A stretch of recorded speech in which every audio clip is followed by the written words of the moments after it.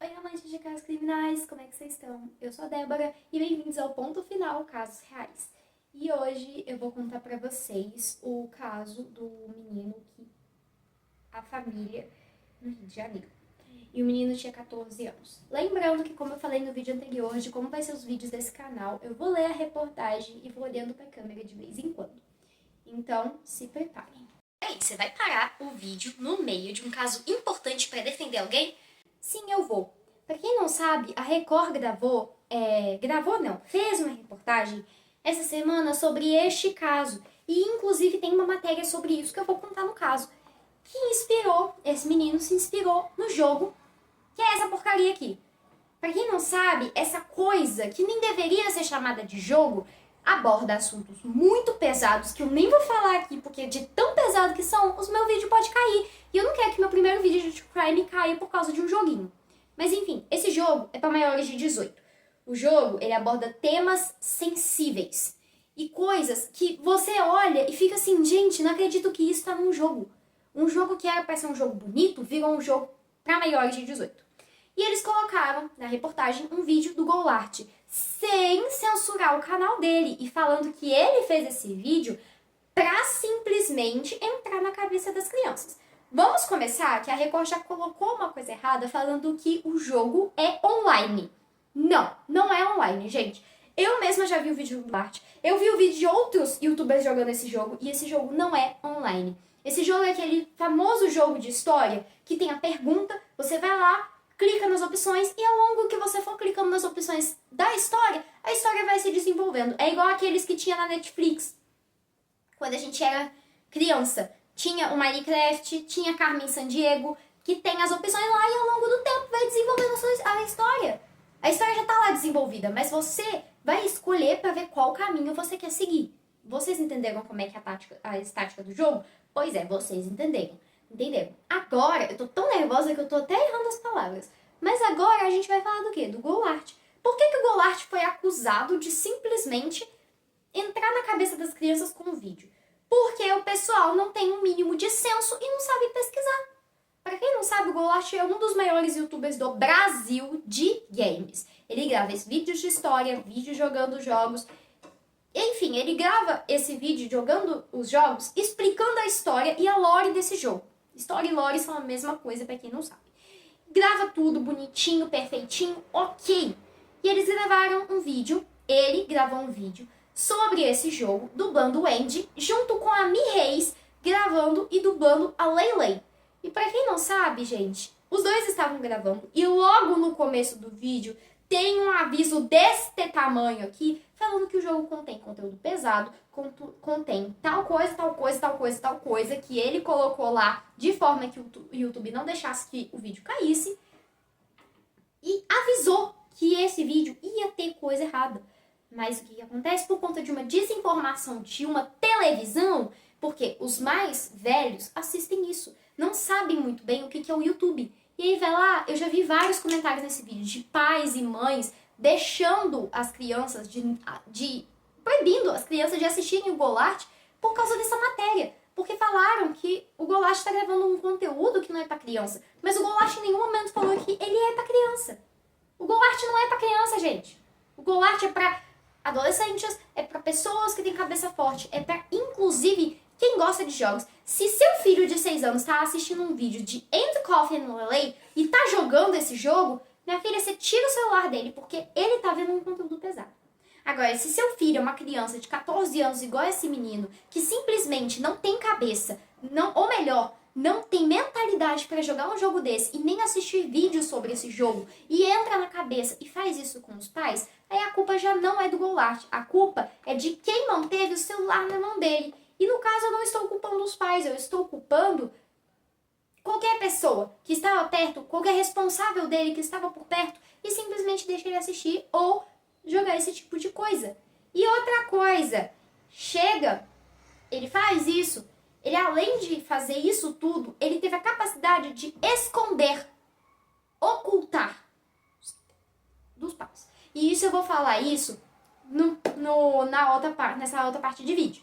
Mas eu tô aqui pra defender o Goulart agora. Gente, mandem mensagens positivas pro Goulart.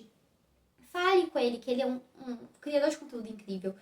Fale um monte de coisa, gente, por favor. E não deixem esse vídeo do Andy Kaufman, no lei dele, ser derrubado por pessoas que não têm a capacidade e nem senso de pesquisar o que é o jogo, não tem senso de assistir o vídeo inteiro e não tem senso de assistir o começo do vídeo, porque o vídeo tá lá escrito bem grandão, o aviso. Que, inclusive, eu vou pôr o aviso aqui, tá? E aí vocês leem aí o aviso. Mas, enfim, gente, bora voltar pro vídeo. Gente, eu tive que tirar um pouquinho pra trás porque eu precisava cruzar minhas pernas. Mas, enfim, a gente vai agora começar a falar sobre o caso em si. A gente vai... Tem muitos sites pra gente ler. Não sei se dá pra ver, se tá focando, mas tem muitos sites pra gente ler. Até porque é muita coisa mesmo. E eu vou tentar o máximo possível cortar palavras pesadas para que esse vídeo não caia. E a gente vai começar a ler sobre o caso.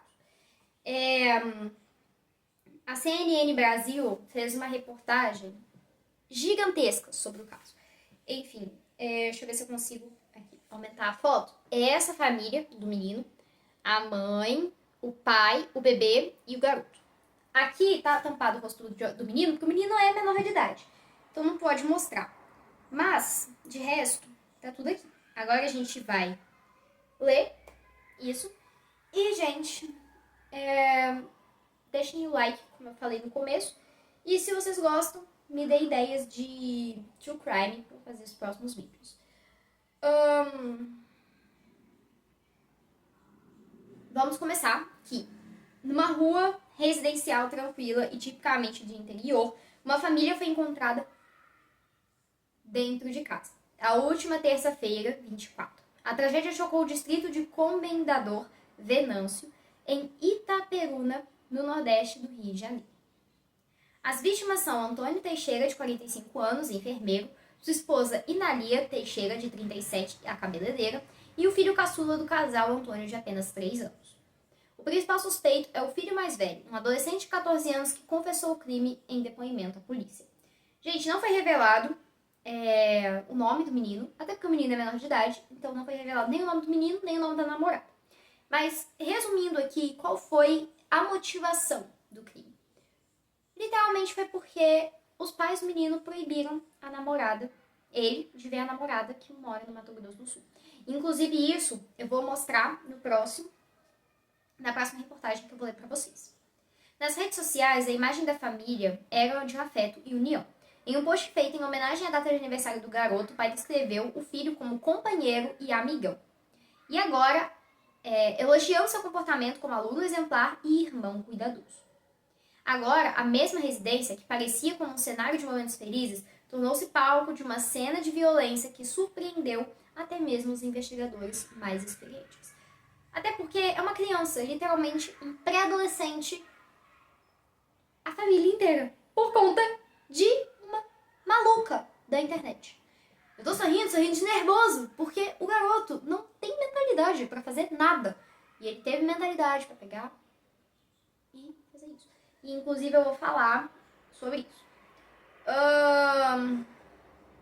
Aqui o delegado Carlos Augusto Guimarães falou que ele estava frio na hora do depoimento. Que ele falou tudo na maior calma e ao invés dele fazer o que ele estava esperando, o que o Carlos estava esperando, que era omitir certas partes, não. Ele falou tudo direto, ele contou o que fez e falou que não se arrepende. Agora a gente vai falar sobre a dinâmica do crime. A dinâmica do crime foi que, de acordo com o relato do adolescente, ele teria ingerido energético para se manter acordado durante a noite e aguardou os familiares dormirem. Todos dividiram o mesmo cômodo por conta do ar-condicionado. Ele afirmou que sabia onde o pai escondia, que era registrada como CAC, que é colecionador, atirador, desportivo e caçador. Que é quem tem, como posso dizer? Tem alguma coisa lá pra solicitar que você pode ter um desses em casa, uma coisa dessas em casa. Guardado embaixo do colchão do casal. Foi posteriormente localizado na casa da avó, o que levou à hipótese de que ela possa tê-la retirado do local numa tentativa de proteger o neto. A polícia, porém, destacou que a mulher estava emocionalmente abalada ao receber a notícia do crime, e essa linha segue a investigação. O que eu acho nessa parte? Eu acho que a senhora pode sim estar emocionalmente abalada e não foi retirada por ela, foi retirada pelo próprio garoto e colocou isso nas custas da avó. Ou a avó pode estar simplesmente fingindo estar emocionalmente abalada para proteger o neto. O que eu acho que a avó pode proteger o neto, mas eu acho que nesses casos a avó não protegeria o neto nem se o neto fosse pintado de ouro, ela ia proteger ele. Eu acho. Nesta sexta-feira, 27, a Polícia Civil confirmou, por meio de laudo pericial, que as vítimas, em decorrência dos disparos, destacando a hipótese inicial de afogamento na cisterna. Para quem não sabe, gente, cisterna é tipo uma caixa d'água que fica fora da casa. É uma coisa redonda, grandona, que tem uma tampa em cima, se não me engano. Eu nunca tive uma cisterna na vida, gente. Eu tô falando pelo que eu acho que é, pelo que eu vi as fotos. Que lá dentro tem água. É tipo um reservatório de água mesmo. As investigações também relatam que o adolescente acessou o aplicativo no celular do pai, onde descobriu o saldo de R$33 mil. Ele chegou a realizar buscas na internet sobre como realizar saques de benefícios em nome de pessoas falecidas. Ou seja, esse menino já estava tudo planejado, né? Ele já estava planejado, tudo planejado. Agora, a gente vai ler o jovem que matou a família se referia à vítima como personagem ajuda. O Carlos Augusto Guimarães, responsável pelas investigações do caso em que o adolescente de 14 anos, os pais e o irmão caçula, afirmou que o perfil do jovem e da namorada dele nas redes sociais já revelavam sinais preocupantes. Segundo ele, era possível observar referência de conteúdos violentos. E eu acho que a gente já sabe qual que é a referência que ele seguiu. Eu acho que a gente já sabe muito bem. Essa análise do conteúdo das conversas foi feita pelo perfil do Instagram e já dá para perceber a exposição de conteúdos violentos, inclusive conhecimentos de um filme que fala sobre afirmou o delegado. Ele também destacou que a adolescente teve papel ativo e determinante nos crimes cometidos pelo namorado de 14 anos, que o pai, a mãe e o irmão de 3 anos. Ela foi participe, porque não só planejou junto com o outro adolescente, como induziu e instigou todo momento. Gente, dizem que essa menina, ela falou no começo que não viu nada, que não tava junto, mas na hora que ele estava fazendo isso, ela começou a falar que ela tava na hora, ela literalmente estava numa ligação com ele de vídeo e viu tudo acontecendo. O que ela não fala qual que é a parte verdadeira. Ainda segundo o delegado, a jovem sugeriu que o garoto demonstrasse ser homem para vê-la pessoalmente, praticando uma espécie de chantagem emocional como incentivo direto ao crime. Os dois se conheciam há cerca de 6 anos por meio de jogos online, quando tinham cerca de 8 anos, mas o relacionamento ficou mais sério no último ano. A distância, no entanto, impediam que se encontrassem. Os pais proibiam esse contato entre eles. Houve um ultimato acerca de término do relacionamento, caso não se encontrassem pessoalmente, se dado pela própria adolescente, disse o delegado. Conversas também indicam que os dois falavam sobre como o garoto poderia conseguir dinheiro para viajar a Itaperuna, até Água Boa, onde a adolescente mora. O plano incluía, além dos próprios familiares, a expectativa de que o garoto levasse até o Mato Grosso e a mãe da namorada. Gente, o menino não tem cabeça pra nada. Não tem. E na hora que é pra ter cabeça pra fazer uma merda dessa, ele tem. É isso que eu acho impressionante. O tópico dessa reportagem aqui que eu tô lendo pra vocês é que o adolescente mandou foto da cena do crime pra namorada. A Polícia Civil destacou que o casal tratava as vítimas como personagens de um jogo online de teor extremamente violento, que foi o que eu coloquei quando eu estava defendendo o Golart. Banido inicialmente na Austrália, que envolve irmãos que se encontram em um relacionamento codependente, enquanto cometem vários crimes. O delegado informou que eles não jogavam games, mas consumiam vídeos sobre ele no YouTube. E aqui vem a parte que eles não colocaram o Goulart. Essa CNN, eles pesquisaram, pelo menos, eles não colocaram o Goulart. Segundo o conteúdo analisado pela perícia, após o crime, o garoto chegou a enviar uma foto da família na cama para a namorada. Ela respondeu que sentiu nojo, entre aspas, da imagem e reclamou por ele estar online e não responder às mensagens no momento dos... Em outro trecho, ele manda um áudio dizendo: meu pai, ao que ela responde: nela agora, referindo-se à mãe. Os investigadores ainda revelaram que os dois planejaram a forma de disfarçar o crime, cogitando colocar na mão do irmão mais novo para simular um acidente e como se desfazer, sugerindo dar aos poucos. Os adolescentes também falaram à avó que mais recuaram por temer que ficaria muito evidente o crime. Próximo tópico, galera, é mensagens amorosas e brincadeiras após o crime. O delegado Matheus Soares Augusto, titular da Delegacia de Água Boa, que prestou apoio à Polícia do Rio de Janeiro na investigação, afirmou que as mensagens encontradas no notebook apreendido da adolescente mostram que, mesmo após o casal continuou trocando mensagens amorosas e brincadeiras. Em uma das mensagens, a jovem afirma: nunca pensei que alguém faria isso por mim. Ao ser informada sobre a participação da filha, a mãe declarou à polícia que ela é uma menina exemplar, com boas notas e que acompanha todas as atividades. Se acompanhasse, a sua filha não estaria chantageando um menino de 14 anos e simplesmente ter cometido isso e planejado esse crime junto com a pessoa, né? Desde a noite da segunda-feira, dia 30, a adolescente está apreendida na Delegacia de Água Boa, à disposição da Justiça. Já o garoto foi internado no Centro da Socioeducação em São Fidélis na última quinta-feira de 19. A gente vai falar, gente, sobre as coisas perturbadoras que o adolescente gostava.